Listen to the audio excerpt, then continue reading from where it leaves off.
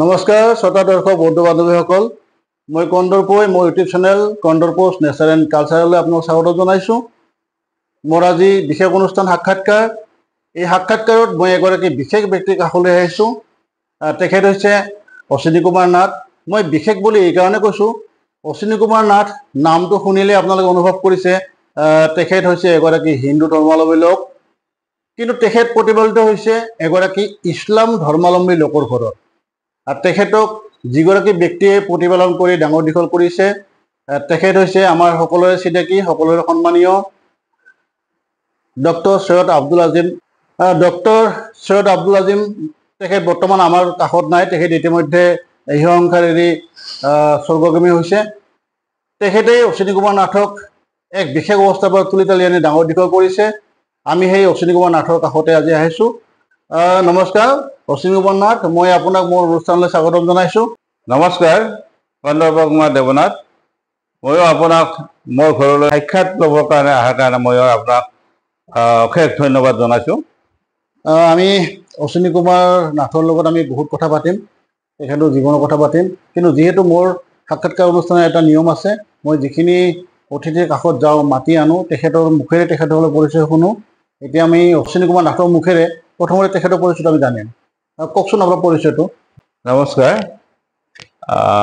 মোৰ নাম শ্ৰী অশ্বিনী কুমাৰ নাথ, গাঁও মোৰ ভেলাখামাৰত। দেউতাৰ নাম শ্ৰী নীৰেণ চন্দ্ৰ নাথ, মাৰ নাম অময়াবলা নাথ, আৰু ভাইটি দুজন আছে মোৰ, শ্ৰী গোলক নাথ আৰু ৰঞ্জিত নাথ। এইটোৱে আমাৰ পৰিয়াল। আৰু সেইখন গাঁৱতে মই পঞ্চমমান শ্ৰেণীলৈকে শিক্ষা দীক্ষা লৈ বাহিৰত, তেতিয়াৰ পৰা মই বাহিৰত লৈ ওলাই আজিলৈকে। ঠিকে আছে ডাঙৰীয়া, আপোনাৰ পৰিচয়টো পালোঁ। দৰ্শকসকল, আমি অশ্বিনী কুমাৰ নাথৰ পৰিচয় পালোঁ। এতিয়া আমি অন্যান্য প্ৰসংগলৈ যাম। আমি আজি আপোনাৰ বিষয়ে কিছু কথা জানিবলৈ আহিছোঁ। আপোনাৰ বিষয় বুলি কোৱাতে আপোনাৰ জীৱনৰ যিটো অধ্যায় বহুত লোকে নাজানে সেইটো জানিম, লগতে আপোনাৰ শিক্ষা দীক্ষা, আপোনাৰ পৰিয়াল, আপোনাৰ চাকৰি জীৱন ইত্যাদি কথা পাতিম। মই প্ৰথমতে জানিব খুজিছোঁ ডাঙৰীয়া, আপুনি এজন হিন্দু ধৰ্মাৱলম্বী লোকৰ সন্তান। কি পৰিস্থিতিত পৰিৱেশত পৰি আপুনি আমাৰ শ্ৰদ্ধাৰ ডক্টৰ সৈয়দ আব্দুল আজিম মহাশয়ৰ কাষলৈ আহিব লগা হ'ল?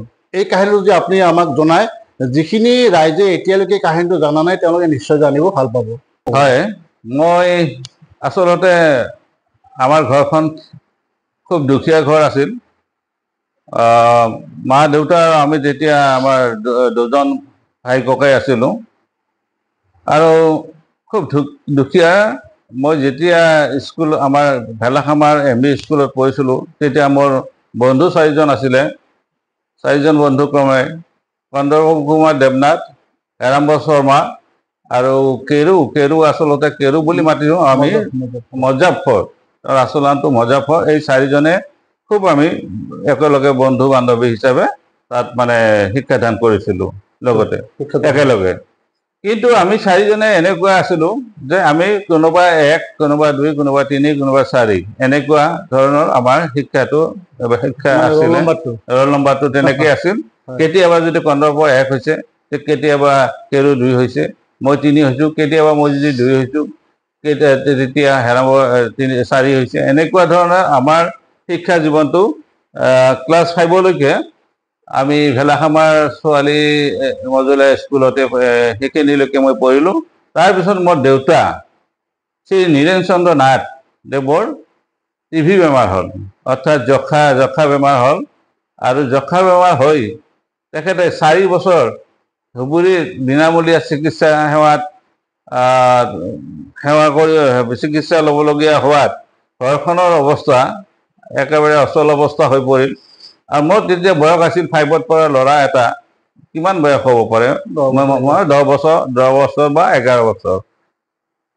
কিন্তু তেতিয়াই মই আৰু উপায় নাই, আনৰ ঘৰত থাকিব লগা হ'ল। কৃষ্ণাই এজন মানুহৰ ঘৰত ভাত ৰান্ধনি হিচাপে থাকিব লগা হ'ল। যিজন ল'ৰাই, মই আচলতে মোৰ ল'ৰাটোৰ বয়স এতিয়া 10-11 বছৰ, একোৱে নাজানে। সেই সময়ত মই আনৰ ঘৰত ভাত চাত ৰান্ধি ডাঙৰ ভাত চাই টকা পইচা যিখিনি দৰমহা পাওঁ সেইখিনি দৰমহাৰে ঘৰখন চলাব লগা হৈছিল। এনেকুৱা পৰ্যায়ত মই স্কুলৰ এই পঞ্চম মান শ্ৰেণীতে মই স্কুলীয়া শিক্ষা প্ৰায় শেষ হওঁ অৱস্থা এটা হৈছিল। আৰু তেতিয়া তাৰ পৰা মই তাত এবছৰমান থাকি কৃষ্ণাই দ্বিতীয় বছৰ মই থাকিলোঁ কৃষ্ণাই PWD অফিচত। সেই সময়ত অভাৰচিয়াৰ আছিল শ্ৰীযুত পুলক কুমাৰ কৰ, গোৱালপাৰা নিবাসী। তেখেতৰ ঘৰত থাকিব লগা হৈছিল ভাত ৰান্ধা হিচাপে। কিন্তু তেখেতে মোক যদিও ভাত ৰান্ধা হিচাপে মই আছিলোঁ, তেখেতে মোক খুব মৰম কৰিছিল আৰু মৰমতে বেটা বেটা বুলি মাতিছিল। যিয়ে নহওক তেওঁ মৰম চেনেহত মোক দৰমহা পাতি যিখিনি এজন মানে চৰকাৰী হাৰত দৰমহা এটা মাষ্টাৰৰ হিচাপে প্ৰদান কৰিছিল, মৰমতে দিছিল। ঘৰখন যেতিয়া মই কৈছিলোঁ যে ঘৰখনৰ অৱস্থা মোৰ এনেকুৱা, তেতিয়া তেওঁ সেই ব্যৱস্থাটো কৰি দিছিল। 4 বছৰমান পিছত, 4 বছৰ নহয়, তাৰ মাজতে 1 বছৰ যোৱাৰ পিছতে মই ছাৰক ক'লোঁ, ছাৰ বুলি কোৱা নাছিলোঁ কিয়, তেতিয়া সেই সময়ত আচলতে ছাৰ বুলি নহয়, কিবা বাবু বাবু শব্দটোহে বেছিকৈ প্ৰচলন আছিল। বাবু, মোৰ ঘৰৰ অৱস্থা এনেকুৱা, এতিয়া দেউতাক এটা চাকৰি এটা আপুনি দিলে আমাৰ ঘৰখন অন্তত সুন্দৰভাৱে চলাত এটা সহায় হ'ব। তেখেতে দয়া কৰি আমাৰ দেউতাক মাষ্টাৰ ৰোলত সোমাই দিলে। সোমাই দিয়াৰ পিছত তেওঁ ঠিক 6 মাহমান পিছতে তেওঁ তাৰ পৰা ট্ৰেন্সফাৰ হৈ গ'ল। মোকো যিখিনি তেওঁ টেম্পৰাৰী হিচাপে ৰাখিছিল, তেওঁ যোৱাৰ পিছত ময়ো তাৰ পৰা আঁতৰি আহিব লগা হ'ল। আঁতৰি আহি পেলাই ঘৰত কেইদিনমান থাকিলোঁ। তেতিয়া 12-13 বছৰমান হৈছে। সেই সময়ত মই আকৌ গোৱালপাৰাত যাব লগা হ'ল এজন SDO তাত। SDO তাত থাকিলোঁ 1 বছৰমান। তেতিয়া আছিল 1985-ত, যেতিয়া অসম আন্দোলন চলি আছিল। আৰু সেই সময়ত মই বৰ্তমানৰ মুখ্যমন্ত্ৰী শ্ৰীযুত ডক্টৰ হিমন্ত বিশ্ব শৰ্মাদেৱক তেনে সৰু অৱস্থাতে দেখিছিলোঁ। তেনে সৰু অৱস্থা তেওঁ একদম সৰু অৱস্থা, একদম মানে কি বুলি ক'ম আৰু। তেওঁৰ প্ৰথম চিনেমাখনো দেখিছিলোঁ, ককা দেউতা হাতী আৰু নাতি। তেওঁ তেতিয়াই ভাবিছিলোঁ বা ইমান ধুনীয়াকৈ তেওঁ গীতটো গাইছে, এইজন মানে এদিন স্মাৰ্ট ভাল এক্টৰ এজন হ'ব বুলি ভাবিছিলোঁ। কিন্তু সেই এক্টৰ সঁচাকে তেওঁ এক্টৰ নহয় পেলাই এজন অসমৰ প্ৰতিনিধি, এজন ৰাজনৈতিক প্ৰতিনিধি এজনলৈ ৰূপান্তৰিত হ'ল। যিয়ে নহওক, তাৰ পৰা মই গুচি আহিলোঁ। আহি পেলাই ঘৰত কেইমাহমান থকাৰ পিছত তেতিয়া 85 বা 86 এনেকুৱা কিবা এটা হ'ব, সময়টো সঠিকভাৱে মোৰ মনত পৰা নাই এতিয়াও। কিন্তু তেওঁ শিৱসাগৰৰ এই মোৰ পিতৃ শ্ৰীযুত সৈয়দ আব্দুল আজিম দেৱক আমাৰ ভেলাখামাৰ বিহুতলীত তেওঁক জাজ হিচাপে মাতিছিলে। আৰু আমাৰ সম্পৰ্কীয় দাদা শ্ৰী নাৰায়ণ চন্দ্ৰ নাথ আৰু মোৰ বন্ধুবৰ্গ শ্ৰী কন্দৰ্প কুমাৰ দেৱেন্দ্ৰনাথ, হেৰাম্বৰ শৰ্মা, চায়াৰাম নাথ আৰু মই আৰু কোনো এই 4-5জনে মিলি আমি এখন গোৱালপাৰা মহাবিদ্যালয়ৰ প্ৰবক্তা শ্ৰীযুত উত্তম চন্দ্ৰ শৰ্মাদেৱৰ এখন নাটক, পৰাশ নামৰ নাটক এখন আমাক কৰিবলৈ দিছিলে। আৰু সেই নাটকখন আমি ইমান সুন্দৰভাৱে অভিনয় কৰিলোঁ। সেই অভিনয়ত আচলতে মোৰ ধৰ্মীয় বাবা, মই আচলতে দেউতা নকওঁ, আমাৰ ঘৰতো দেউতা কোৱা নাছিলোঁ, একো মই বাবা বুলিয়ে কওঁ, যে বাবা মুগ্ধ হৈ পৰিছিল। আৰু তেতিয়া আমাৰ এই কেশৱ শৰ্মা দেৱক সুধিছিল, সেই ল'ৰাজননো কোন হয়? তেতিয়া মোৰ কথা সুধিছিল, সেই ল'ৰাজননো কোন হয়? মই এটা তাৰমানে ঠিক এনেকুৱা এটা কলেজৰ এটা মানে অভিনয় এটা কৰিছিলোঁ, যুৱকৰ অভিনয়।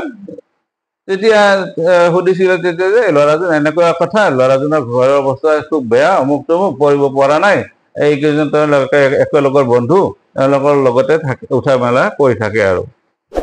তাৰপিছত তেখেতে আৰু ক'লে যে মোক যদি ল'ৰাজন দিলে হয় মই ল'ৰাজনক অন্ততঃ পঢ়াই শুনাই অলপ ডাঙৰ দীঘল কৰিলো হয়।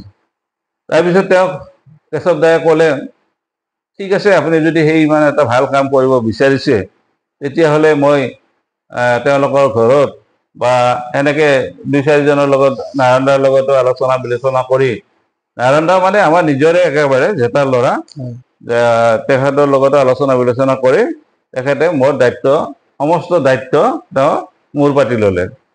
আৰু তেতিয়াই মোক তেওঁ জিৰা হাইস্কুলত ক্লাছ 8ত নাম লগাই দিলে। যেতিয়া নাম লগাই দিলে ক্লাছ 8, 9, 10 এই তিনিটা বছৰ তেতিয়া তাতে পঢ়িলোঁ। তাৰ পৰা মই মেট্ৰিকটো পাছ কৰিলোঁ। আৰু মোৰ বন্ধুসকলে এটা বছৰ আগতে কৰিছে, তেওঁলোকে এটা বছৰ আগতে মানে মেট্ৰিক পাছ কৰি, মই অলপ এটা বছৰ পিছত কৰি তাৰপিছত মই চাকৰি এটা পাইছিলোঁ। তেতিয়াই চাকৰি তাৰমানে আমি আছিলোঁ তেতিয়া আমাৰ হাইস্কুলৰ মাননীয় শিক্ষক মল্লাপাৰা নিবাসী গোলাম আলী ছাৰৰ ঘৰত আমি ভাড়া আছিলোঁ। গোলাম আলী ছাৰৰ ঘৰত ভাড়া থাকোঁতে ওচৰতে আমাৰ সেই কিটো আছে, কি বুলি কয় সেইটো, এই ফৰেষ্ট অফিচত তাত এজন ল'ৰা আছে দিগন্ত কলিতা বুলি, ফৰেষ্টৰ ল'ৰা। একে বৰ্ষতে আমি একে সমনীয়া পৰীক্ষা একেলগে দিছোঁ, টিউশ্যনো কৰিছিলোঁ। তেতিয়া তেওঁ জেঠা বুলি মাতিব কৈছিল। জেঠাই কৈছিল যে তোমাক এটা চাকৰি দিওঁ, দিগন্তৰ দেউতাকে যে চাকৰি এটা দিওঁ ফৰেষ্টগাৰ্ড, তুমি কৰা, ঘৰৰ অৱস্থা বেয়া বুলি শুনিছোঁ, চাকৰিটো কৰিলে ঘৰখনত অন্ততঃ ভাল হ'ব।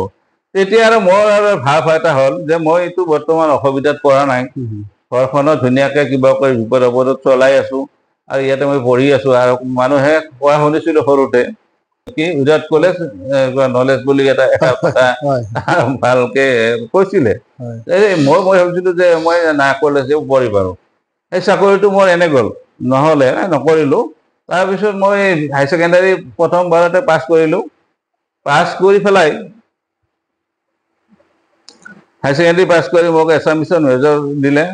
আৰু মোক যেতিয়া আনিছিল, মোৰ কাৰণে যিটো কষ্ট কৰিছিল, আচলতে তেওঁৰ যিটো মানে গুণ, সেই গুণটোৰ কথা মই আজি মোৰ ল'ৰা ছোৱালীক কওঁ। আপোনাক মই এইখিনিতে এটা কথা সুধিম। কথাটো হ'ল তেতিয়া ছাৰে সংসাৰ পাতিছিল নাই, বিয়া বাৰু কৰিছিল নাই? নাই, তেতিয়া ছাৰে সংসাৰ পতা নাছিলে। সংসাৰ পাতিছিল তেওঁ 91ত, বহুত পিছত পাতিছিলে। আমি দুজনে আছিলোঁ। যেতিয়া মোক ছাৰে আনিছিলে, মোৰ চাইকেল এখন আছিল, আমাৰ ৰেলী চাইকেল, কৰবালৈ গ'লে মোক পিছত উঠাই লৈ যায়, আৰু আজি কি পঢ়াইছোঁ গোটেই ৰাস্তাটো কৈ যায়। তেনেকে বহু কষ্ট কৰিছিলে। আৰু ছাৰৰ পৰা মই এনে শুনিছিলোঁ, যিজন ল'ৰা গাধা ল'ৰা বুলি মোক উদ্দেশ্য কৰি কোৱা নাই, সেইটো কথা তেওঁ জানে যে উদাহৰণ দিছে, গাধা ল'ৰাক পাছ কৰিব পৰাটোহে আচলতে আচল শিক্ষকতাৰ মূল্য বুলি কৈছিল। আৰু তেতিয়া আৰু মই ভাবিছিলোঁ, মোক যেনেকে পঢ়াইছিল, বাপৰে বাপ, ইমান কষ্ট। তেওঁ মানে গোটেই ৰাস্তাটোৱে চাইকেল মাৰি যাব, মোক পিছত উঠাই আকৌ দি যাব, কৈ যাব, বহুত কষ্ট কৰিছে মোৰ কাৰণে। এনেকুৱা কষ্ট তাৰমানে নিজৰ দেউতাকটো দূৰৰ কথা, কোনো ব্যক্তিয়ে আনৰ ল'ৰাৰ কাৰণে এনেকুৱা কষ্ট স্বীকাৰ নকৰে। ঠিকে আছে ডাঙৰীয়া, আৰু কথা পাতিম এই সম্পৰ্কে, কথা আৰম্ভণি হৈছে। কথা হ'ল, আপুনি আপোনাৰ গাঁৱত থকা অৱস্থাতে, অৰ্থাৎ ভেলাগামত থকা অৱস্থাতে আপুনি নাটকৰ জৰিয়তে ডক্টৰ সৈয়দ আব্দুল আজিমক পিতৃ হিচাপে পালে, ধৰ্মীয় পিতৃ হিচাপে পালে, ধৰ্ম পিতৃ বুলি কয়। তাৰপিছত তেখেতৰ তত্বাৱধানত আপুনি পঢ়ি শুনি এটা নিৰ্দিষ্ট বয়সলৈকে শিক্ষা গ্ৰহণ কৰিলে। তাৰপিছত ছাৰে সংসাৰ পাতিলে। সংসাৰ পতাৰ পিছত আপুনি থাকিল নে, কি হ'ল এই কাহিনীটো, কেনেকুৱা হ'ল? 91ত বিয়াত আমি চাব গ'লো। আমি দুজনে চাব গ'লো শিৱসাগৰত, শিৱসাগৰ আমগুৰিত। বিয়া হ'ল নে? বিয়া পাতিলে 91 চনত। বিয়া পতাৰ পিছত বেছি দিন নহ'ল, এবছৰ থাকি পিছত বিয়াখন আচলতে সংসাৰখন নিটিকিলে। এই মানে কি ডিভোৰ্চ হ'ল নেকি? এতিয়া মই কাকো দোষাৰোপ নকৰোঁ। তেওঁ মোৰ মা আছিলে আৰু এওঁ মোৰ দেউতা, গতিকে মই দোষাৰোপ নকৰোঁ। তেওঁ ডিভোৰ্চ এটা হৈ গ'ল। যিয়ে নহওক তেনেকে সংসাৰখন তেখেতৰ ভাঙি গ'ল। কিন্তু সংসাৰখন যেতিয়া 92ত যিটো বাবৰি মছজিদৰ গণ্ডগোল, সেই গণ্ডগোলৰ এটা স্মৰণীয় ঘটনা আমাৰ দুজনৰ মাজত চিৰকাল থাকি যাব। আমি গুৱাহাটীৰ পৰা আহিছিলোঁ 92 চনত, 92। আচ্ছা, বাবৰি মছজিদ ভঙাটো 92 আছিল। আমি খ্ৰীষ্টিয়ান, আমি ক'ত যাম ক'ত নাযাওঁ, আমি খোজকাঢ়ি ভেলাখামাৰত গৈছোঁ। যাই কৈ আছোঁ, মই আৰু কি কৰিম এতিয়া, জীৱনটো এনেকুৱা হ'ল, মই গাত ধৰি শপত খাইছোঁ বিয়া বাৰু নকৰাওঁ। তুমি মোক কৈছে, তুমি কিন্তু মোক এৰি কেতিয়াও নাযাবা। তেতিয়া মই আৰু কি ক'ম, মইতো মোৰ ক'ব লগা একো নাই আৰু। মই তাৰমানে যেতিয়া তেওঁ ক'লে যে মই গাত ধৰি শপত খাইছোঁ মই আৰু দ্বিতীয় বিবাহ নকৰাওঁ, তুমি যাতে মোক নঠগোৱা, মোৰ কথা কৈছে তেতিয়া। সেই হিচাপে তেওঁ বিয়া বাৰুৰ কথা চিন্তা ভাৱনা নকৰিলে। আনে দ্বিতীয় বিবাহৰ কথা চিন্তা ভাৱনা নকৰিলে। আনে বহুতবাৰ কৈছিলে, আমিও কৈছিলোঁ। তেতিয়া তেওঁ নাই, সেইটো মই যি কৰিছোঁ এবাৰে কৰিছোঁ, দ্বিতীয়বাৰ যাতে মোক সেইবিলাক কথা নকোৱা, তোমাৰ যদি কিবা বিৰক্তি লাগিছে তুমি যাব পাৰা। ডাঙৰীয়া, কথাটো হ'ল তেওঁ সংসাৰ পাতিলে, তাৰপিছত তেওঁলোকৰ কিবা কাৰণত এৰা এৰি হ'ল। তাৰপিছতো আপুনি সৈয়দ আব্দুল আজিমৰ লগতে থাকিলে। মোকতো তেওঁলোকে মোৰতো দেউতাই। এতিয়া চোৱা, এতিয়া মোক যেতিয়া আনিছে তেওঁ ভেলাখামাৰৰ সেই নাটক মঞ্চৰ পৰা মানে দেখি চকুত লগাই মানে চিনাকি হোৱাৰ পৰা তেতিয়াৰ পৰাতো মোক কেনেকে খেদিব? মোকতো পুত্ৰ সন্তান বুলি মানিয়ে লৈছে। কিন্তু পুত্ৰ সন্তান বুলি মানি লৈছে আৰু পুত্ৰ তেওঁ যেতিয়াই আচৰিত কথা আপোনাক আজি ক'ব লগা হৈছে এটা, তেওঁ যেতিয়া মানে ইলেকশ্যনৰ ডিউটিত যায়, প্ৰতিবাৰে এখন উকা কাগজত চহী কৰি থৈ যায়, যাতে মোৰ ইলেকশ্যনত যদি কিবা এটা হয় ওপৰত ভাল মানুহৰ দ্বাৰা লিখি লৈ কিবা এটা কাম কৰিবি। এনেকৈ মানে 6-7খন মান ফাৰি ফেলি দিছোঁ মই কৈছোঁ মই আপুনি থকাটো মোক এইবিলাক বস্তু নালাগে, এনেকুৱা ধৰণৰ কথা। এইবিলাক বস্তু মোক আপোনাক নালাগে, সা সম্পত্তি মোৰ ইমান এটা দৰকাৰ নাই। আৰু আজি যদি মই আজি স্বাৰ্থপৰ হ'লো হয়, এইখিনিও মই আজি নাপাওঁ, মোৰ দেউতাৰ কাৰণে পাইছোঁ। দেউতাই কৈছে তুমি এতিয়াও ব'লা, আজি ব'লা গোৱালপাৰাত যাওঁ, তোমাৰ নামত বস্তুখিনি উইল কৰি দিওঁ। ঠিকে আছে, এইখিনিতে মই এটা প্ৰশ্ন আপোনাক সুধিব লাগিব। যিহেতু মানে জন্মদাতা তেওঁ পিতৃ নহয়, আপোনাৰ মানে পালনীয়া পিতৃ, ধৰ্ম পিতৃ। কথা হ'ল তেওঁ যিখিনি সা সম্পত্তি আছে তাৰ অধিকাৰটো তেওঁ শেষত কাক দি গ'ল? আপোনাক নিশ্চয় দি গৈছে। এতিয়া প্ৰশ্নটো আপুনি ভালে কৰিছে।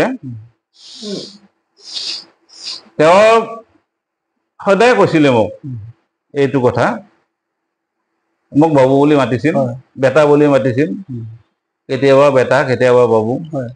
এই মাতগিলা মই কেতিয়াবা টোপনিতেও শুনা পাওঁ, কোনোবা মানুহ আহিলে মাতা বুলি।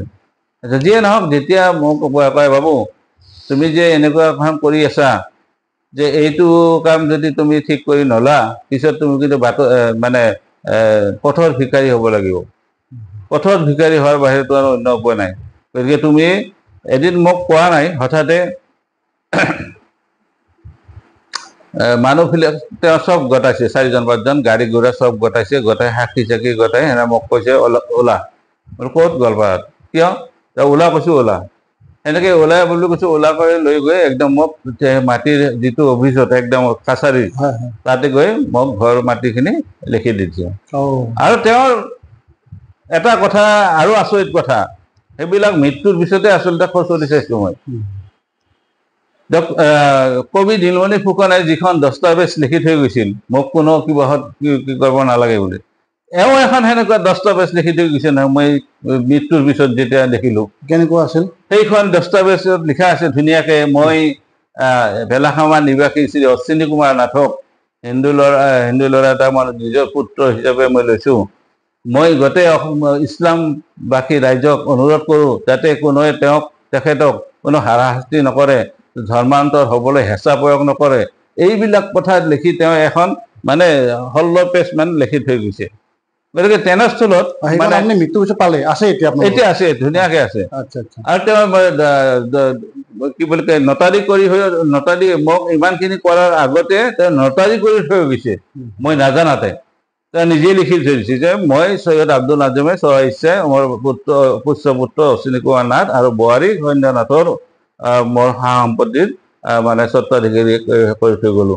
এনেকা দুখন তেওঁ লিখি থৈ গৈছে। ঠিকে আছে, কওক। কিন্তু এটা কথা মই আজি আচৰিত, মই আচলতে বাবা মোৰ বন্ধুসকলেও জানে মই আৰ্টছৰ ল'ৰা আৰু চাদা চিধা ল'ৰা নিজকে কোৱাটো উচিত নহয়, গম পাইছো।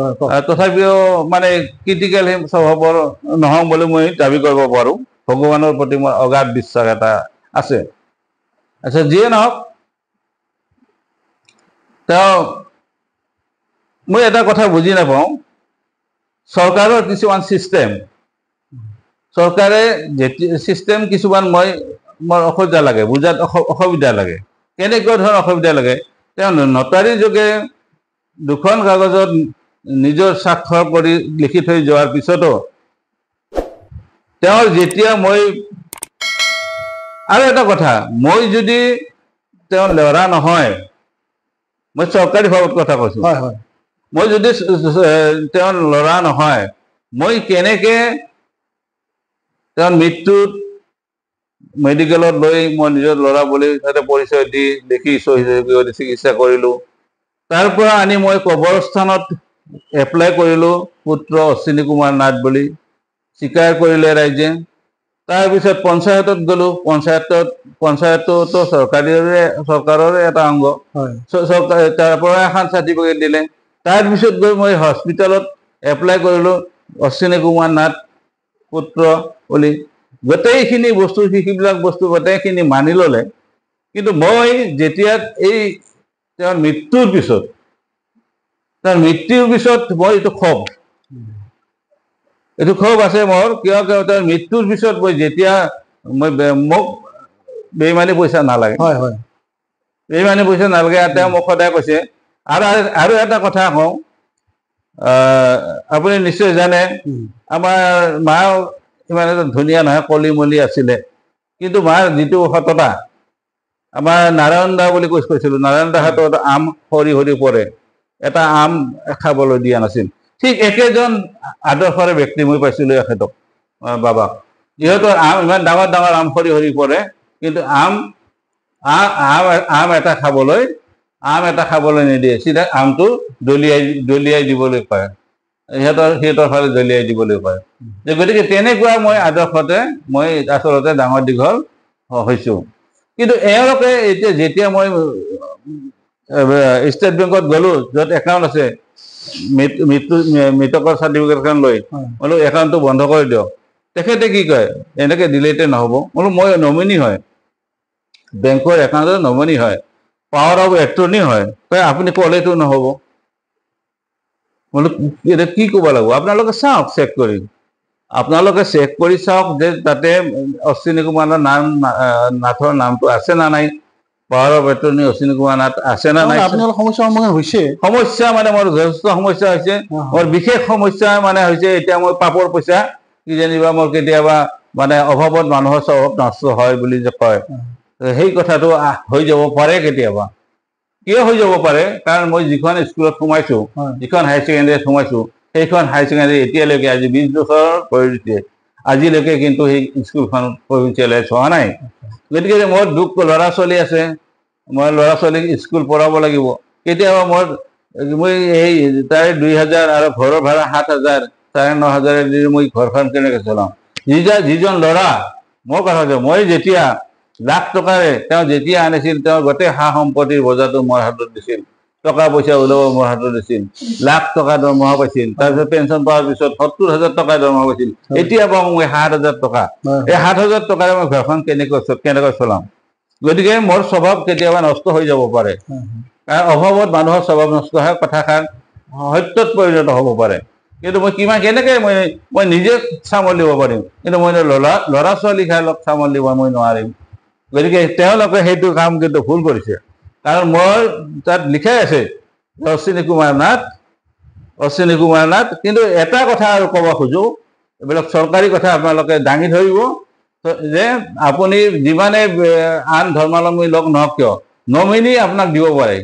কেনেকৈ দিব পাৰে তেওঁলোকে 80টা আইন এখন উলিয়াই লয় যে 1938 চনৰ আইন মতে অশ্বিনী কুমাৰ নাথে নমিনী হ'ব পাৰে। তেতিয়া মই নমিনী হ'ব পাৰোঁ, যেতিয়া পইচাখিনি ওলাব লাগে তেতিয়া কিন্তু মই নমিনী হ'ব নোৱাৰোঁ। মই পইচা এতিয়া উলিয়াব পৰা নাই। নাই এতিয়া পইচাটো মই আশাই নকৰোঁ, সেইটো পইচা মৃত্যুৰ পিছৰ পইচাখিনি মই আশা নকৰোঁ, কিন্তু তথাপি উলিয়াব পৰা নাই। ওলাব পৰা নাই। ওলাব পৰা নাই মানে মই জমাই দিব পৰা নাই। মৃত্যু চাৰ্টিফিকেট তেওঁলোকে নোলায়। নোলাৰ পিছত মই কেনেকে এতিয়া কি কৰিম? মই কৈছো পিছত ছাৰক, ছাৰ এতিয়া যে আপুনি এনেকুৱা কথাখিনি ক'লে যে মানে প্ৰমাণ এটা দিয়ক, আপুনিতো শিক্ষিত মানুহ, যে কোনোবাই আহি ক'ব মই অশ্বিনী কুমাৰ নাথ, কথাটো সঁচা, তেওঁৰ যুক্তিযুক্ততা আছে, কিন্তু আপুনি এটা প্ৰমাণ দিয়ক, লিগেল হেয়াৰ চাৰ্টিফিকেট এখন আনি দিয়ক, তেতিয়া আনি দি কিনে গোটেই বস্তুখিনি দিয়ক, তেতিয়া মই এইটো ক্লজ কৰি দিব পাৰিম। নহ'লে বোলো ছাৰ সেইটোতো বহুত দেৰি লাগে বোলে শুনিছোঁ, মানে 3 মাহ 4 মাহ, 1 বছৰ 2 বছৰ 3 বছৰ যিমান দিন লাগে লাগি থাকক, তুমি খালি সিখন আনি দিবা। তাৰপিছত মই সিখনৰ কথা বাদেই দিছোঁ। কিন্তু মই এটা কথা এতিয়া বুজি পোৱা নাই যে যি দুখন দলিলত তেওঁ লিখি থৈ গৈছে মোৰ পুত্ৰ বুলি, সেই দুখন দলিলত তাতে নটাৰী ষ্টাম্প মৰা আছে। সেই নটাৰী ষ্টাম্প মৰা কাগজ দুখনৰ কিবা মূল্য নাই নেকি? যদি মূল্য নাই তেনেকুৱা বস্তুত কিয় মানুহে চৰকাৰে আমাক ঠগি আছে? তেনেহ'লে মোৰ কথাতে এটা ব্যক্তিগত কথা, যদি নটাৰীৰ কোনো মূল্য নাই, নটাৰী যে কৰে সেই নটাৰীৰ যদি মূল্য নাই তেনেকুৱা বস্তু এখন আভুৱা ভৰাবৰ কাৰণে মানুহক কিয় ঠগি আছে? কিন্তু এটা আইনৰ এটা কথা আছে কি জানি, নটাৰীৰ এটা সীমা থাকে নেকি? যে সীমা থাকে বুলি মই শুনিছো, কিন্তু যেতিয়া মানুহ এজন মৃত্যু হয়, মানুহজন জীয়াই থাকিলেতো একে কৰি লয়, মানুহজন অলৰেডি মৃত্যু, গতিকে সেইখিনি নাই ভেলিড। আমি আলোচনা মাধ্যমেৰে কথাটো আজি জানিলো, আমি জনা নাছিলো। যদি আপুনি এই সমস্যাৰ সন্মুখীন হৈ আছে, নিশ্চয় বিভাগীয় কৰ্তৃপক্ষই এইটো ব্যৱস্থা কৰি দিব লাগে। এই ক্ষেত্ৰত মই দুবাৰ মই কি কৰিলো, নেক্সট অফ কিনৰ কাৰণে এপ্লাই কৰিলো। দুবাৰ মই নেক্সট অফ কিনৰ বাবে এপ্লাই কৰাৰ পিছতো মই কি হ'ল, মই অবজেকশ্যন পালো, ফাদাৰৰ নাম নিমিলে। ফাদাৰৰ নাম কেনেকে মিলিব? পুষ্য পুত্ৰৰ ফাদাৰৰ নাম কেতিয়াবা মিলে নেকি? আপোনাৰ যিহেতু জন্মদাতা পিতৃ বেলেগ, এওঁ আপোনাক ধৰ্মপিতৃহে পালনে কৰিছে। তেওঁ লিখি দিছে, মই চেলেঞ্জ কৰিছো, মই পাপ কৰা নাই, মই এনে দাবী কৰা নাই যে মোক তেওঁৰ পইচাখিনি দিয়ক, মই সা সম্পত্তিখিনিও মই বিচৰা নাছিলো। তেওঁ কৈছে তুমি পথৰ ভিকাৰী হবা। আজি যদি মই মিছা কথা কৈছো, মোক ভগৱানে কত ঠাই জানে। কিন্তু যিখন কাগজত লিখি দিছে, তেওঁ তাত স্বাক্ষৰ আছে, নিজ হাতেৰে লিখিছে, তেওঁলোকৰ স্কোপ আছে যে এইবাৰ আখৰ সৈয়দ আব্দুল আজিমৰ আখৰ হয়নে নহয়, তেওঁলোকে কলেজৰ পৰা প্ৰমাণ কৰক, আনকি ফৰেনচিকত প্ৰমাণ কৰক, তেওঁৰ চহীবিলাক হয় নে নহয়, তেওঁৰ নামটো হয় নে নহয়, যি দুখনত আছে সেইবিলাক প্ৰমাণ কৰি চাওক। তাৰপিছত মই যদি সেইবিলাক নহয় বুলি কয়, মোক 20 বছৰৰ কাৰণে জেলত সোমাই থৈ দিয়ক। ঠিকে আছে, এইটো আপুনি আৱেগতে কৈছে। ডাঙৰীয়া, আমি আচলতে আপোনাৰ জীৱন পৰিক্ৰমা যিটো, সেই বিষয়ে আমি জানিব খুজিছিলোঁ। নিশ্চয় দৰ্শকে বুজি পাইছে আপুনি কিমান সংঘাতৰ মাজেৰে আহি আজি এইটো অৱস্থা পাইছে। এতিয়া মাজতে কিছু কথা ৰৈ গ'ল আপোনাৰ, আপুনি ইয়াৰ মাজতে সংসাৰো পাতিলে। কেনেকে সংসাৰ পাতিলে? আপোনাৰ ৱাইফক ছাৰে বোৱাৰী হিচাপে গ্ৰহণ কৰিলে নে? এই কথাখিনি কওকচোন, কেনেকুৱা হ'ল পৰিস্থিতি? সংসাৰখন আমি আচলতে সংসাৰ কেতিয়াবাৰ পৰাই পাতি দিম, ছোৱালী এনেকে নিমিলে। তাৰমানে ছোৱালী নিমিলে, কেনেকে নিমিলে ধৰা, মই ডাঙৰ দীঘল হৈছো, কিন্তু মই মনত যদি ভগৱান আছে ওপৰত, এতিয়াও মই আচলতে মই ক'ত আছো, মোৰ নাম কি, মই একদম কোনো চিন্তা নাই। ল'ৰাই যদি মোক কয় হেই হিন্দু, তেতিয়াহে মই গাত কিবা এটা ভাবো, মইতো হিন্দু ল'ৰা, তেতিয়াহে। কিন্তু নহলে মোৰ কোনো এটা চিন্তা ভাৱনা একেবাৰে নাহে। যিয়ে নহওক, তেওঁ চালো, আমি বহুত ছোৱালী চালো। পিছত কি লাকিলি গোৱালপাৰাৰ মানুহ এজন ইয়াতে ঘৈণীয়েকক মানে ইয়াতে কৃষ্ণকান্তত নামভৰ্তি কৰিবলৈ আহিছিল। অহাৰ পিছত তেতিয়া তেওঁ ক'লে যে আমাক এজন নাথ বোৱাৰী লাগে, আপুনি ক'ৰবাত চাই দিব পাৰিব নেকি? তেতিয়া ক'লে নাথ বোৱাৰী লাগে, আপুনি কি কথা কয়? আচৰিত হৈছে। এনেকুৱা মই নাথ ল'ৰা এটা ডাঙৰ এম এ পাছ কৰিছে, হাই ছেকেণ্ডেৰী এখনত সোমাই দিছোঁ, এতিয়া চাকৰি কিন্তু হোৱা নাই এতিয়াৰ পৰা মানে। তেতিয়া কৈছে আচ্ছা ঠিক আছে, আপুনি মোক সময় দিয়ক 7 দিনমান। তেতিয়া সেই 7 দিনমান সময় দি তেওঁ সেই গোটেই বাতিয়ে চাতিয়ে খবৰ লৈ পালে ছোৱালীজনী। মানে বৰ্তমান যি আপোনাৰ আজি যে আপুনি যে দেখিলে, হয়, হয়। সেইজনীয়ে মানে মোৰ ৱাইফ আৰু হা। আনি বিয়া মানে মই এনেকুৱাকে মৰম কৰে, তাৰমানে মই আচলতে যোৱা মৃত্যু বাৰ্ষিকীত মই মোৰ এটা প্ৰবন্ধত মই লিখিছোৱে, মোক সদায় বাবু বেটা ঘৰখনত সদায় মানে 100বাৰতকৈ বেছি মাতে। যেতিয়া বিয়া চিয়া কৰি আনি দিলো, তেতিয়া খালি অকল সন্ধ্যা সন্ধ্যা সন্ধ্যা সন্ধ্যা বোৱাৰী লাগে। বোৱাৰী বোৱাৰী বোৱাৰী একে নিজৰ ছোৱালী। আৰু মোৰ কাৰণে যদি কি নকৰে, তেওঁৰ কাৰণে কাপোৰে কানি একদম বজাই কৰি আনি হয়, দিয়ে। হয়, হয়। খুব মৰম এনেকুৱা কৰিছিল। মানে মৰম চেনেহ মানে যে কি যে মই ক'লো নহয় যে আচলতে মই সেই প্ৰবন্ধটো লিখিছো। আমাৰ হিন্দু ধৰ্মত এষাৰ কথা বিশ্বাস কৰে যে আমাৰ আত্মাৰ মৰণ নাই। হয়, হয়। আত্মাৰ কেতিয়াও মৰণ নাই, যে আত্মা অবিনশ্বৰ। গতিকে যদি সঁচাকে আত্মাৰ মৰণ নাই, মোৰ যদি মৃত্যু হয়, মই যাতে তেওঁৰ নিজৰ পুত্ৰ হিচাপে আকৌ এবাৰ জন্ম ল'ব পাৰো, সেইটোৱে মোৰ প্ৰবন্ধটোত ঠিকে মই আছে লিখিছো। ডাঙৰীয়া, এইটো আচলতে আপোনাৰ আৱেগ। আপুনি তেওঁ আচলতে হাড়ে সিমুজে ভাল পাইছিল, এইটো আপোনাৰ কথাৰ পৰা এইটো প্ৰমাণ হয়। আমি যদি কথাৰ মাজতে আপোনাৰ ৱাইফকো অলপ সময়ৰ কাৰণে পাওঁ, নিশ্চয় ভাল লাগিব। তেওঁ নিশ্চয় আহিব, হয় আমি হয় কথা পাতিম। হয় তাৰপিছত এতিয়া আপুনি সেইটো দিশৰ পৰা অলপ খালৈ যাতে আপুনি আৱেগিক হৈছে। হয় আপোনাৰ এতিয়া শিক্ষাটো গ্ৰহণ কৰিলে, হয় আপুনি MA পাছ। MA পাছ কৰিলো। তাৰপিছত চাকৰি কথাটো আপোনাৰ আগতে কৈছে, সেইটো কি হয় পৰ্যায়ত আছে, কেনেকুৱা হ'ল সেইটো? এতিয়া আমাৰ আপুনি যিহেতু এই অঞ্চলৰে এজন শিক্ষিত যুৱক, হয়, এজন সাংবাদিক, ভাল হয়, সাংবাদিক, এইটো কথা আপোনালোকে ভালকে জানে যে আমাৰ দহিকটা ভোজমালা উচ্চতৰ মাধ্যমিক শাখাৰ হয়। মানে জন্ম লগ্নৰে পৰা যিটো ৰিজাল্ট, সেই ৰিজাল্ট আমি গৌৰৱে হয়। ক'ব পাৰো যে গোৱালপাৰা জিলাত কোনো এখন কলেজ বা কোনো এখন হায়াৰ ছেকেণ্ডেৰীতে তেনেকুৱা ৰিজাল্ট আজিলৈকে দেখুৱাব নোৱাৰে বুলি ক'ব পাৰো মই। নিজৰ হ'লে হয়। ৰিজাল্ট ভাল হয়, 100% হয়, আৰু মেন অফ দ্য ইয়াৰো হৈছিল। এতিয়া কি স্কুল মানে হায়াৰ ছেকেণ্ডেৰী কি আপোনাৰ একো আগবঢ়া নাই চৰকাৰী পঢ়ে? চৰকাৰীভাৱে একো আগবঢ়া নাই, কিন্তু চৰকাৰীভাৱে একো আগবঢ়া নাই মানে আমাৰ যথেষ্ট আগবাঢ়ি গৈছে। আমি তাত মানে আমি জুৰুলা হৈ গৈছো। পইচা তেনেকুৱা খৰচ কৰি কৰি কৰি কৰি কৰি কৰি আমি জুৰুলা। আমি মানে দৰমহা কিমান পাওঁ আপোনালোকে শুনিলে আচৰিত হ'ব। 500 টকাৰ পৰা আমি দৰমহা পাইছো। 800 টকা, 500ৰ পৰা 800, 800ৰ পৰা 1200, 1200ৰ পৰা 1500, তাৰপিছত 1800, তাৰপিছত 2200, এতিয়া আমি পাওঁ 2500 টকা। 2500 টকা আজিকালি যুগত দৰমহা এজন শিক্ষকৰ যদি হয়, কেনেকে এইটো পৰিয়ালটো দুৰ্ভাগ্যৰ কথা। দিব? বহুতৰ কাৰণে এদিনৰ খৰচ। এদিনৰ খৰচ। সেইটোৱে আৰু মানে এতিয়া আমাৰ চব কাম হৈ গৈছে, পাৰ্মিশ্যন গোটেই এভৰিথিং হৈ গৈছে। ৰিজাল্ট পাতি যিখিনি লাগে চব ৰিজাল্ট আপোনাকতো ক'লোৱে, হয়, হয়। যোৱা বছৰ আমাৰ 10% ৰিজাল্ট। ডাঙৰীয়া, যিহেতু আপুনি এজন শিক্ষিত যুৱক, হয় লগতে আপুনি ডক্টৰ সৈয়দ আব্দুল আজিমৰ লগতে আছিলে হয় জনাব দিন ধৰি। হয় তেখেতে যিহেতু একেধাৰে কবি, সাহিত্যিক, প্ৰবন্ধকাৰ, নাট্যকাৰ ইত্যাদি তেখেতৰ সাধুফল আছিল। হয়। আপোনাৰ তেনেকুৱা কিবা আছেনে, কিবা সৃষ্টিশীল কৰ্ম জড়িত আছে আপুনি? এনেকে মই তেওঁৰ নিচিনাটো হোৱাটো অসম্ভৱ। হয়। তেওঁকতো বিজন দেওজন পণ্ডিত, পণ্ডিত হয়। কোনখন কিতাপত কোনটো লাইন আছে, কোনটো পেৰাগ্ৰাফত তেওঁ নিজে উলিয়াই দিব পাৰে। যে অমুকখন কিতাপৰ অমুক পেৰাগ্ৰাফৰ পৃষ্ঠাত লাষ্টৰ পেৰাগ্ৰাফটোত লাইনটো আছে, উলিয়াই দিব পাৰে।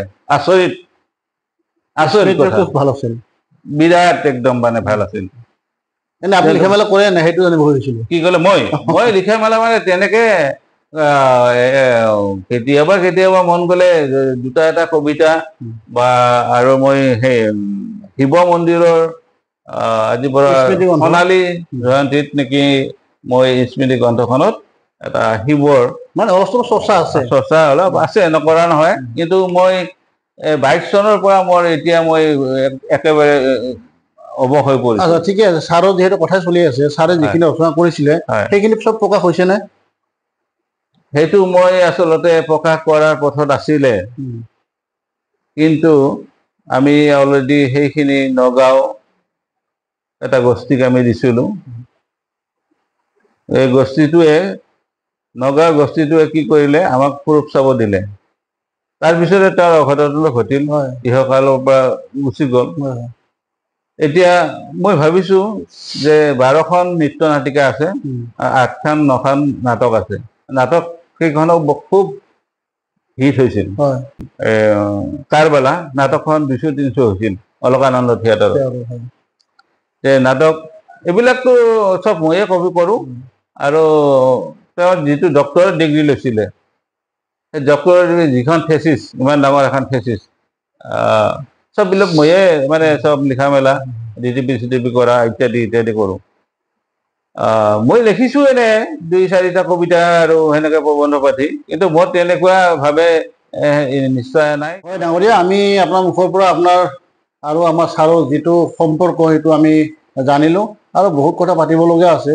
এইখিনি মই এটা কথা জানিব লগা আছে, সেইটো নিশ্চয় ৰাইজৰো মনত সেইটো প্ৰশ্ন জাগিব যে কৃষ্ণাই চাৰিআলি অঞ্চলটো আমি জনা এইটো এটা মুছলমান অধ্যুষিত অঞ্চল। ইয়াত গোটেইখিনি লোক মুছলমান ইছলাম ধৰ্মী লোক।